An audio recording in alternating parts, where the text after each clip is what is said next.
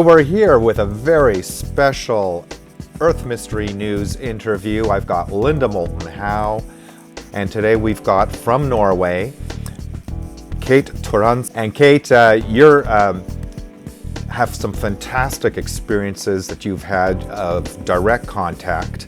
Some people have contact on a level that's on a subtle level, I guess one could say, another dimensional level, as well as the 3D, three-dimensional level, and you have both, and that's fascinating, and we're going to share that today. And I'm going to ask Linda to take it away and do her thing as only Linda Moulton Howe can do. Thank you. Thank you, Sid, and I'm so glad to meet you, Kate. After seeing the images of the neodymium magnets on, I think it's more than half a dozen places of your body.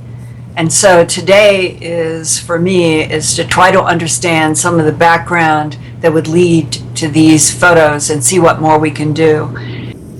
What age was your first experience? Say that again. I was around 3 years old. 3. I was standing in the crib and I was looking out. We had big windows. And in the next moment there was this white kind of person who was coming in through the wall on my left side. Did you just say a white person coming through the wall? Yeah. Now, in your mind's eye, can you try to describe for me what it is that you are seeing at age 3? Yeah, it was not coming so fast, but it's more like a gliding kind of move that was entering in front of my bed or my crib. And it was just come through the wall. Did you actually see it come through the wall? Yeah. I see it just through the wall. Okay, and it's up in the air. Go ahead, keep going. Yeah, and he was not that tall. He was not much taller than me. His head was a little bit more up, like here when I was standing in the crib. And he was just gliding in front of the bed and standing there looking at me. Were you seeing eyes, nose, hair, or what? Just see the big black eyes. Not that much of a nose or a mouth or anything. Was not any hair, nothing. Just very, how to say it, plain kind of person. Could you see from here down? Yes, I could. Was there anything like clothing? No. Could it have been a leotard? No, I didn't see anything. It looks like a skin all over. But it wasn't that. It wasn't any plain white. It was more like, how to say it? If you take white and black and make this pattern, it's not skeleton, but it's a kind of. It's not plain color. What is it that you remember now concentrating on the most of what's in front of you? For me, I was just looking at him. I felt that it was this thing, and this thing was looking at me, and there was not any words spoken. They were just inside our heads, and I was just getting the feeling that he was just checking me out to see if I was okay. And you keep saying him and he. Do you think this was male? No, for me, I'm just saying him. It could be her or androgyn, or I don't know how to say it. This person, this thing. Did you have like thoughts in your mind with any images or any symbols? No, I was just getting the feeling. It was like sending me more like a feeling that he was that this thing was checking me out to see if I was okay. Did you feel any fear? No, never. Did you feel anything? More like just as a friend, maybe. Okay. Yeah. Did that friend touch you ever? No, I don't remember. No reaching out with arms? No, I can't remember that, no. Did you ever let go of the crib? No. What is the very next thing that you remember? I remember that first we had this inside call of connection, and then he was just disappearing the same way out through the wall again. And in the next moment, I'm seeing this thing with one other sitting in a spacecraft or other something strange thing passing through the window, and then it was gone. Like I told Sid, I was thinking that, oh, this was Santa Claus because it was not so far away from Christmas time. When you described, Kate, the being leaving the room again, going through the wall, did it go through the wall in a light, or did it just go through the wall? And what did it look like when it was going through the wall? Imagine if you could just go through the wall as if the wall was just like a fog, or how to express it, that you just can just pass straight through it. So it didn't make a shape or anything. It just as if it like as if the atoms, for lack of better words, the atoms of the wall just allowed it to move through. Yeah. And this is explained by others in physics, that we're dealing with intelligences that know how to rheostat the Planck's constant. And Planck's constant is what makes the atoms, the neutrons, have a distance. And that's how it's solid. If you changed it by a trillionth of an inch, any one of the measurements in Planck's constant, we wouldn't be able to pick up, we wouldn't be able to interact with anything. So Planck's constant has to be the key to how you can rheostat, which is impossible to us, and then you could move through the atoms of anything. That's the way it's been explained to me. And that's what they do. It's pure technology. In your mind's eye, go to the very next that you think right now that you are going to this 9 or 10. What is the first memory that you have that's vivid of something else that happened at 9 or 10?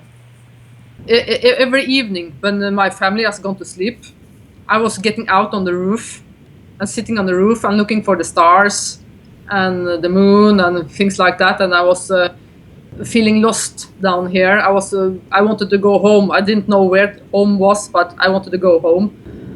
And I was doing this quite a lot. And I remember that normally I was a horse girl in the daytime, always drawing horses.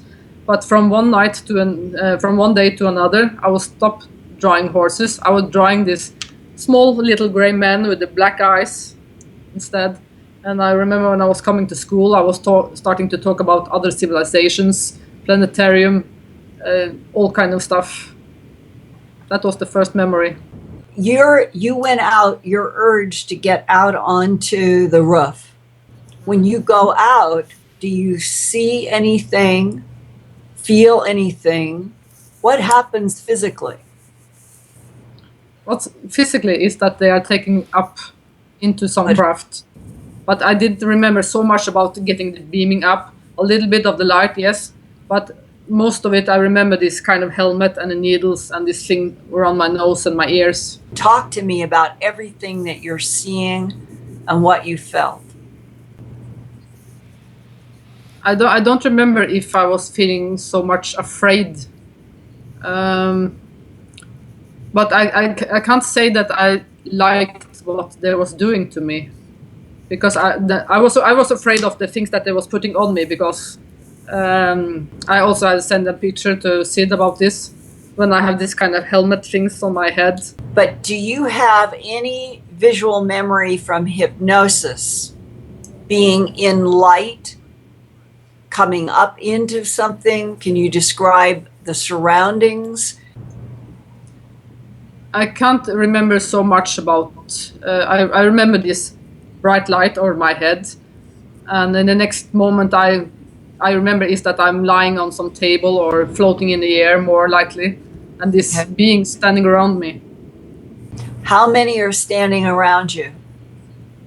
I guess there was 4 of them. Are they the same as the model being that stood next to your crib? Yes. Is your mind and are your eyes being drawn to one of the 4? No, I think that my focus was more of what they were trying to do to me. What are you seeing next? It was not the same helmet as there was the next time, my other experience. But they still have these kind of things that there was very tiny and look like forks on them. Okay. That was What going color? up, What color? gray, silver, Was it metal or plastic or metal. metal? And is one person holding it? Are all four holding it? What are they doing with these forks? I don't know how many who was holding them or anything like that. I just had my eyes focused on this because it's going to put them inside my nose. Use your fingers to describe to us how those fork-like metal or steel prongs are coming into your face, into your nose, right? You had this was going here, was like this, and you had this smaller bits with the forks on was going up into my nose. So it's almost like it went around your head, Yeah. and then from that piece that was around your head, something else came up into your nose. Yes. At that moment, right now, do you remember any feeling of pain or numbness or heat or cold, or did you smell anything? No, I don't remember. Because after when I was doing this, then after that it was all black. What is the very next frame that you remember after the black? I was waking up in bed. But what are you seeing? Normal morning. Between 9 to 10 to 30, did anything else in vivid dreams occur? There was a period of time that they was taking me up in my dreams every night. And every night for maybe how many years? More like months, because there were so many things that was happening around when I was around the 30. Okay, for months. Because I remember I was working and living as a normal person with like everyone else, and suddenly I was starting to feeling this kind of not drawing, but that someone was dragging me from the outside again. So I remember my boyfriend, he was going to sleep, and I was saying to him that I'm going to sitting and meditate in my TV room. So turning out the lights, I'm sitting and looking out for the windows. And after 3 days, then they starting to dance with 2-3 lights on the sky. Then I knew that, okay, they are back. What happened at age 30 At that the they age of would come back again to do the helmet? What happened? I was going to this cabin in a mountain called Ghoul. And I was going to stay on this cabin for 2 months. And there was around 2 miles to the closest people. So I was really alone in that place. And I was really liking to stay up there because it was so quiet, so very nice. So it was just me and the cat. And one morning I was waking up and I was thinking, am I going to be sick or something? Because I had this not very dark, but a little still dark, dry green mass around my eye, a little bit around my eye and from my nose. And I was feeling very sore in my nose. And I also had this, it's not the same kind of mark if you have been lying on your pillow, but it was very more like a very contrast. If someone is grabbing you from metal here. So I had some marks here from that's something that's been holding very hard.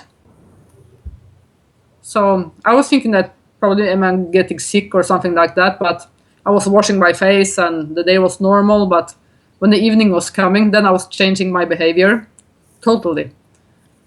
From relaxing and having a nice time, I was like a stressed cat in a cage. I think that I was reading the same magazine maybe 100 times the same night because I couldn't go to sleep. I was so really stressed out because I knew something was happened, but I didn't know what. I didn't remember anything. And the next day I was finally getting some connection with the people who was owning this cabin. I had this old mobile phone and not so very much of this. What was the name of it? Connection? Yeah. And they said that okay, we are going to get you later. And when they was coming to get me, and I was coming back to the civilizations, then I was really knowing that there was something happened, because my ears, oh, it was terrible. You know the light bulb? Yes. Is that the name? Yeah. Yeah. You hear the sound from all of the light bulbs in the whole house. If I was going to recharge my mobile phone, I couldn't stay in the same room, because it would be the same as a microphone beep. A feedback, very- like feedback. This feedback, yes.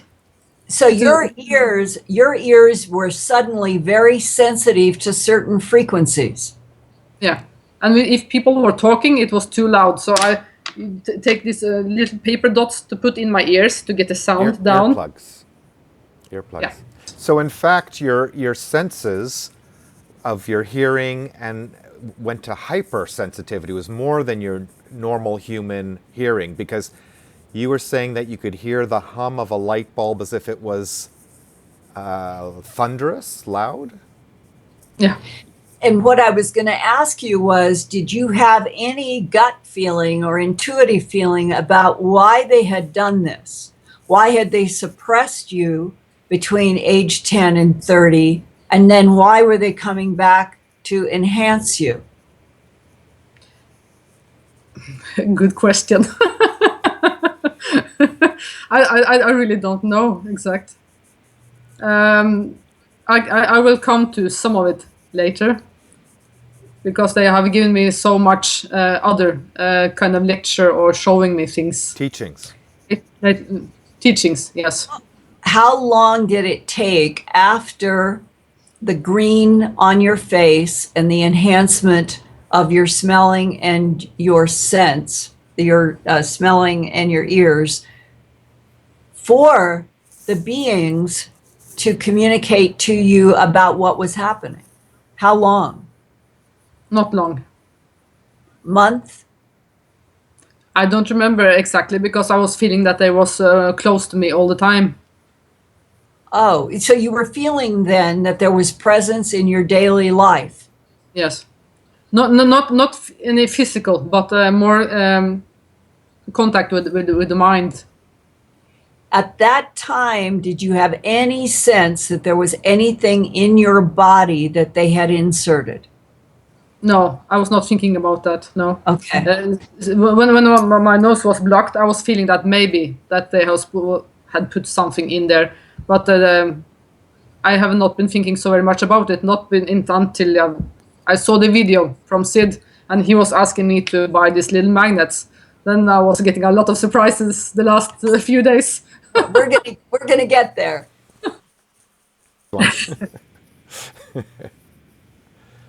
I got myself a little piercing. Oh, look at that, Yeah. the magnet. Oh, look! This is so amazing. Why do you think that the magnets stick where they do stick on your body? I've seen the photos.